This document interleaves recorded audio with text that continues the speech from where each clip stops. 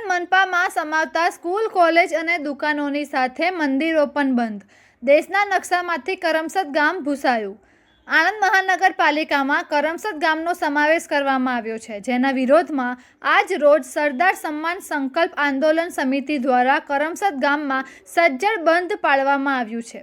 દેશને એક કરવામાં જેમની મહત્વની ભૂમિકા છે તેવા સરદાર વલ્લભભાઈ પટેલનું માદરે વતન કરમસદ ગામે બંધ પાળીને વિરોધ નોંધાવ્યો છે.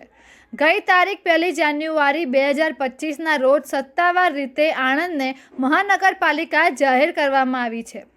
આણંદ નગરપાલિકામાં સરદાર વલ્લભભાઈ પટેલના વતન કરમસદ ગામનો પણ સમાવેશ કરવામાં આવ્યો છે, જેનો ગ્રામજનો દ્વારા ભારે વિરોધ કરવામાં આવી રહ્યો છે.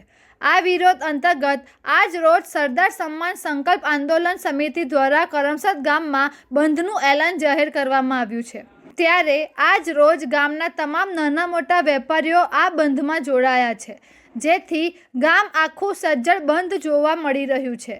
કોઈ અણબનાવ ન બને તે માટે ચુસ્ત પોલીસ બંદોબસ્ત પણ ગોઠવી દેવામાં આવ્યો છે. કરમસદ ગામમાં આવેલ બેન્કો અને મેડિકલ સ્ટોર સિવાય તમામ દુકાનો, ઓફિસો બંધ રાખવામાં આવી છે. સાથે સાથે ટ્રસ્ટ સંચાલિત વિવિધ શાળા, કોલેજોમાં પણ આજે રજા આપવામાં આવી છે. તદુપરાંત મોટાભાગના મંદિરો પણ આજે ખોલવામાં આવ્યા નથી.